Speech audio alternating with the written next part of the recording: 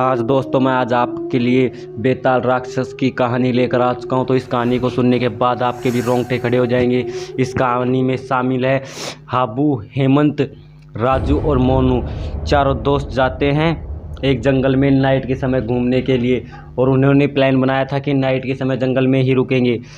वो तीनों वहाँ से अपने शहर से चल देते हैं एक जंगल की साइड।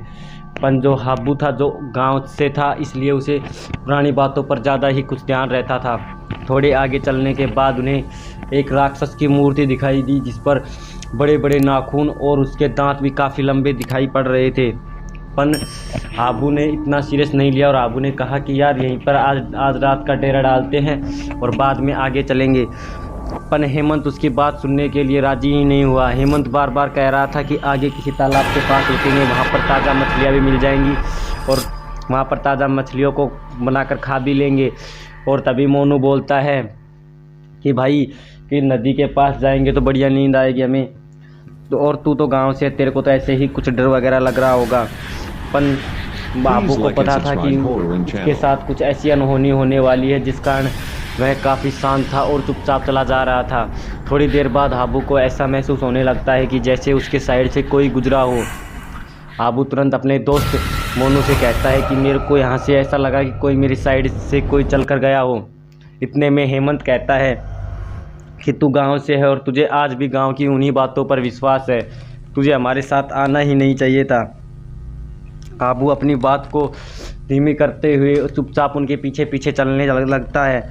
इतने में आगे चलने के बाद पेड़ से अचानक किसी के कूदने की आवाज़ आती है।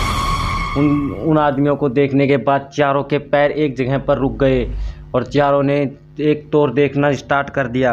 इतने में उन्हें दो अर्ध उम्र के बुजुर्ग दिखाई पड़ते हैं। उनके पास तीर और बाण भी था और वो कपड़े भी कुछ ऐसे ही पहने हुए थे जैसे पत्तों के। तभी हेमंत बोलता है कि ये चुप रहो, ये आदिवासी है, ये इस जंगल की रक्षा करते हैं। तो तुरंत हेमंत उनके पास जाता है और उनसे कुछ ऐसी बातें करता है जो हमारे समझ में भी नहीं आ रही थी। हाबू ऐसी बात कई देर सुनता रहा, उसके बाद वो भी कुछ बोलते हैं। उससे अधेड़ उम्र के आदिवासी उनकी बात हो लेती है, जिसके बाद हेमंत हमारे पास आता है और हेमंत हमसे कहता है कि आगे चलकर जाने में खतरा है। तो हाबू तुरंत बोलता है कि भाई तो हम आगे क्यों चले, यहीं पर अपना डेरा डाल दे और यहीं पर रात बिताना शुरू कर दे। पर इतने में मोनू कहता है कि मैं दारू का फुल स्टॉक लेकर आया हूँ, मुझे कहीं साइड में ही जाना पड़ेगा। इतने में हेमंत कहता है कि आगे बेताल राक्षस की गुफा है जहाँ पर कोई नहीं जा सकता, और उसके पास ही एक नदी है जिसके बारे में इन्होंने मेरे को कहा है कि वहाँ पर रुक जाना, अपन गुफा की साइड कोई भी मत जाना, वहाँ पर जाने के बाद आप कभी भी जिंदा मत नहीं लौट पाओगे। हम चारों उधर ही चल पड़ते हैं और थोड़ी देर बाद हम उस नदी के किनारे पहुंच जाते हैं और हमने वहाँ पर अपने टेंट वगैरह लगाने शुरू कर दिए थे और सभी ने अपने अपने टेंट गाड़ लिए थे। टेंट गाड़ने के बाद मोनू और महेश दोनों ने जाकर मछलियाँ पकड़ी और मछलियाँ पकाकर हम खाने लगे। तो हम मछलियों के साथ दारू का भी सेवन कर रहे थे। दारू का सेवन करते करते थोड़ी देर बाद मुझे ऐसा महसूस हुआ कि वो तीनों मेरी टांग खींचने में लगे हैं। मोनू कह रहा था कि हाबू तू एक गांव से है और तेरे के अंदर आज भी वो साइकोलॉजी है कि आज की दुनिया में भूत वगैरह भी होते हैं। मैंने उसकी बात पर इतना ध्यान नहीं दिया और मैं अपने आप तो दारू पीता रहा। फिर हमें थोड़ा थोड़ा नशा हो गया और हम चारों अपने अपने बिस्तर पर जाकर सो गए। थोड़ी देर बाद मैं देखता हूँ कि मेरे जो भी मैंने तंबू बनाया था उसके पास से कोई गुजरता है। उसकी आवाज़ सुनने के बाद मैं चुपचाप बिल्कुल दबे पाँव बाहर निकलता हूँ। बाहर निकल कर देखता हूँ तो हमारी आँख जल रही थी, पर मेरे को वहाँ पर कोई नहीं दिखाई पड़ता है।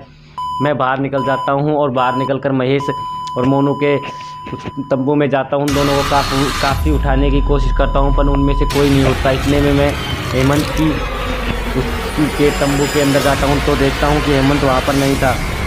तो मैं तुरंत दबे पाँव पीछे की साइड जाता हूँ तो मैं देखता हूँ कि हेमंत उन्हीं दो आदिवासियों से फिर से बात करने लग रहा था। और उनकी बात सुनने के बाद मेरे को कुछ ऐसा लगा कि हेमंत में कुछ गड़बड़ है।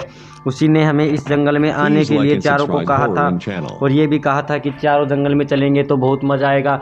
उसने पहले भी इन आदिवासियों से कुछ इस तरह से बात की थी, जो बात हमारे चारों में से किसी को भी पसंद नहीं आई थी और समझ में भी नहीं आई थी। और अब भी ये रात के टाइमिंग से ही बात कर रहा है। तो मैं तुरंत वहाँ से निकलने की कोशिश करता हूँ, पर मेरे पैर से एक लकड़ी टूट जाती है, जिस कारण मेरे को हेमंत देख लेता है और वो दोनों आदिवासी। तो हेमंत कहता है कि तू यहाँ पर क्या करने आया था? तो मैं कहता हूँ कि टॉयलेट करने आया हूँ। तो मैं और हेमंत साथ चल रहे थे।